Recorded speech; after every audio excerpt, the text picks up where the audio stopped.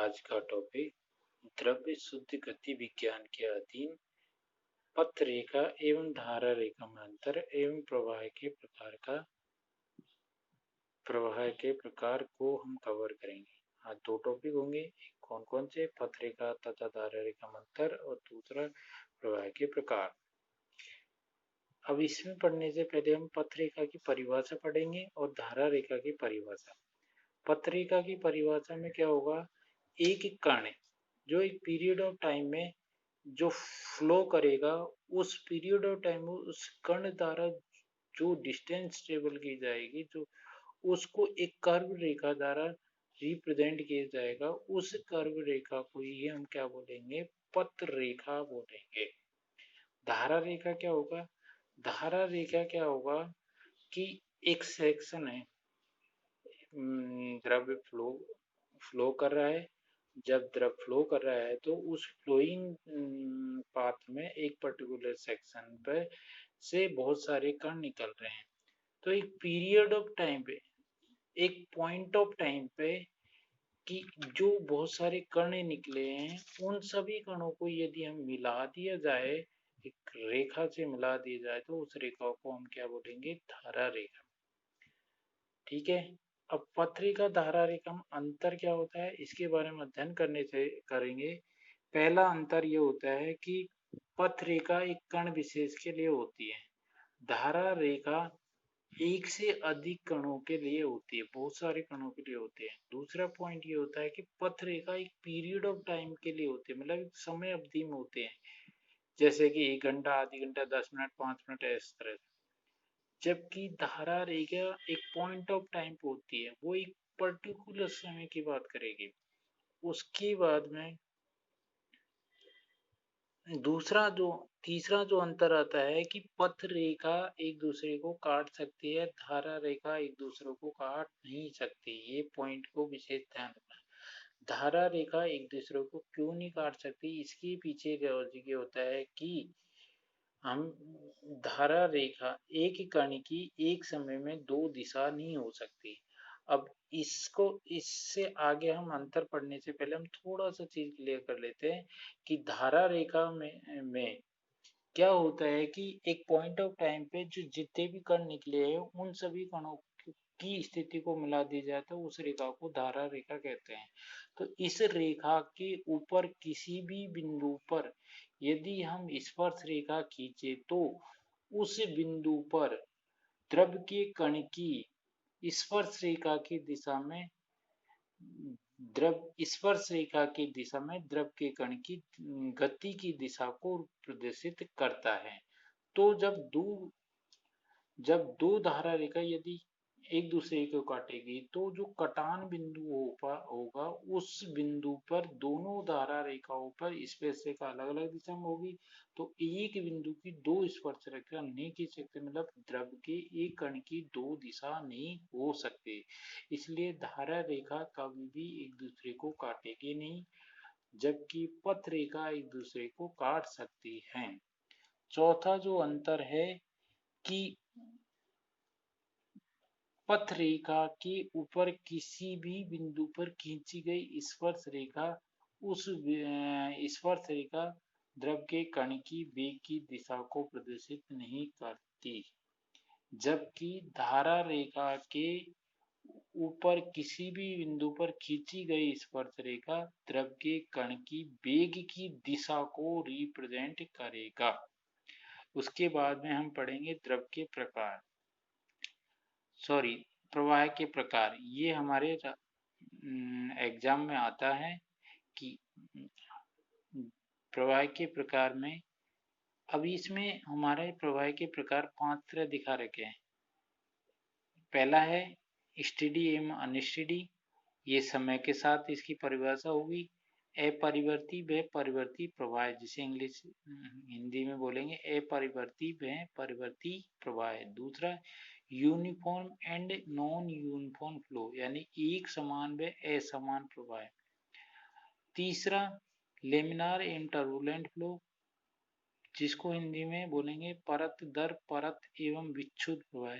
चौथा rotational and E rotational प्रवाह, घूर्णी एवं अघूर्णी प्रवाह, और पांचवा है हमारा one dimensional, two dimensional and three dimensional flow, एक विमीय, द्विविमीय और त्रिविमीय प्रवाह। अब सबसे पहला है हमारा स्टेडी और अनस्टेडी।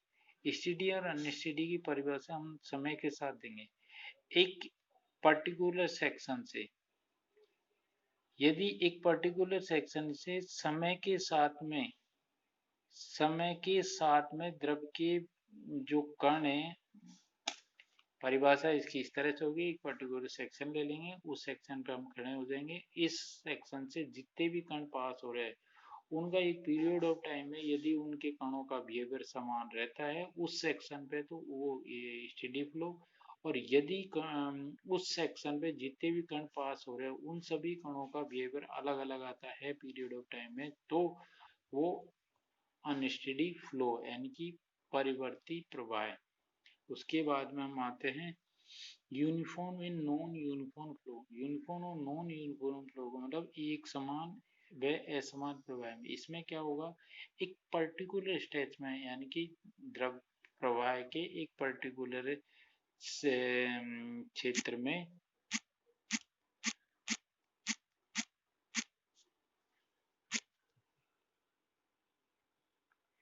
द्रव प्रवाह के एक पर्टिकुलर सेक्शन के अंदर जब एक पॉइंट ऑफ टाइम पे उस पूरे सेक्शन में यदि द्रव के कणों का बिहेवियर समान रहता है तो उसे एक समान प्रवाह।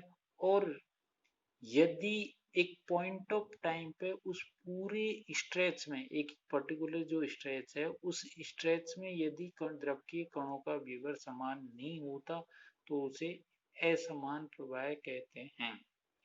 जैसे समझने की बात ये कि हमने 1 मीटर का पाइप ले लिया, उस 1 मीटर की पाइप में पानी बह रहा है।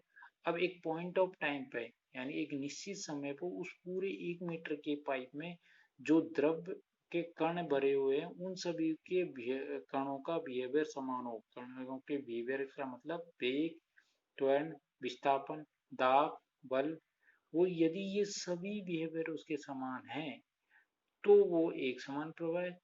और यदि समान नहीं है तो वो असमान प्रवाह कहलाता है। फिर उसके बाद में तीसरा है हमारा परत दर परत एवं विक्षुप प्रवाह। परत दर परत में क्या होता है कि जो पानी हमारा फ्लो होता है वो क्या है कि लेयर बाय लेयर फ्लो करता है। एक लेयर होती पानी लेयर बाय लेयर फ्लो करता है। यदि एक लेयर के ऊपर दूसरी लेयर, दूसरी लेयर के ऊपर तीसरी लेयर यदि इस तरह से पानी प्रवाहित होता है उसे हम परत दर परत प्रवाह कहेंगे।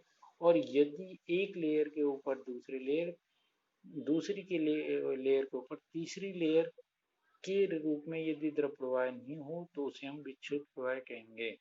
अब परत दर परत और विक्षुब्ध प्रवाह, जब पाइप के अंदर ये दोनों प्रवाह होंगे तो हम कब कह पाएंगे कि परत दर परत फ्लो हो रहा है, कब कह पाएंगे विक्षुब्ध फ्लो हो। इसके लिए एक साइंटिस्ट था रेनॉल्ड। रेनॉल्ड ने एक संख्या दी जिसे हम रेनॉल्ड नंबर कहते हैं, R equal to rho V D upon mu. इस रेनॉल्ड नंबर के अनुसार कि यदि रेनॉल्ड संख्या 2000 से कम है तो वो मतलब जैसे पाइप के अंदर द्रव बह रहा है, बहते हुए द्रव की यदि रेनॉल्ड संख्या 2000 से कम है तो वो फ्लो होगा परत दर परत। और यदि उस पाइप के अंदर जो द्रव बह रहा है उस द्रव के प्रवाह की रेनॉल्ड संख्या 4000 से ज्यादा है तो वो विक्षुब्ध प्रवाह होगा।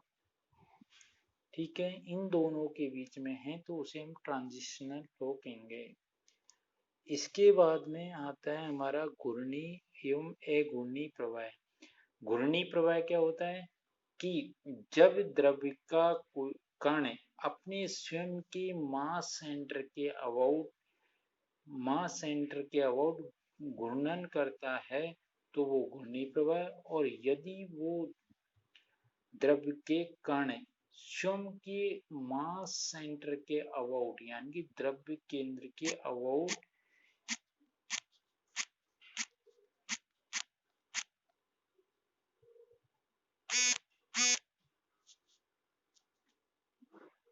द्रव केंद्र के अबाउट घूर्णन नहीं करता तो अघूर्णी प्रवाह। उसके बाद में एक विमीय, द्विविमीय और त्रिविमीय प्रवाह।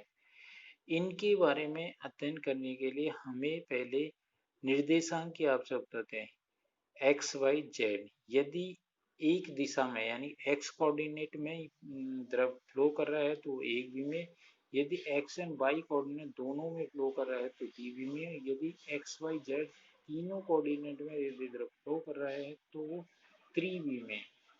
अब इसके बाद में हमें समझना होगा कि एक्स वाई जेड कोऑर्डिनेट में जो द्रव फ्लो कर रहा है वो पोलर निर्देशांक में टू बी में हो सकता है। यदि कोई द्रव एक्स वाई जेड यानी कि एक्स वाई जेड कोऑर्डिनेट यानी 3D में फ्लो कर रहा है, एक्स वाई जेड कोऑर्डिनेट में 3D में फ्लो कर रहा है तो वो पोलर कोऑर्डिनेट में 2D में फ्लो कर सकता है। तो इसके जो 1 डायमेंशन, 2 डायमेंशन, 3 डायमेंशन को डिफाइन करने के लिए हमें निर्देशांक की आवश्यकता होती है। ठीक है, ओके, थैंक यू।